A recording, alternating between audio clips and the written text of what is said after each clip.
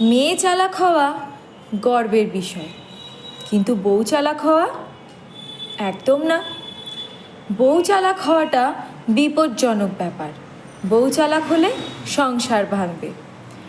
মেয়ে কথায় কটু হওয়াটা নিঃসন্দেহে প্রশংসনীয়, আর বউ কথায় পটু হওয়াটা মানেই খারাপ।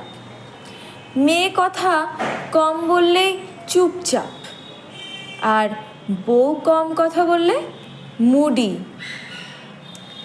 মিশুকে না হলে একঘরে। মেয়ে কাঁদলে কষ্ট হয়, আর বউ কাঁদলে ন্যাকামো মনে হয়। মেয়ের ভুলে মাফ করা যায়, আর বউ ভুল করলে সেটা মারাত্মক অপরাধ। আধুনিক যুগে পা রেখেও হাজার হাজার যুগের পুরনো সেই তুচ্ছ ধারণায় আটকে পড়া মূর্খামির বহিঃপ্রকাশ এগুলো। কি আজব শ্বশুরবাড়ি, তাই না? নিজের মেয়ের বেলা এক, আর বৌমার বেলা আর এক। এ কেমন সমাজ!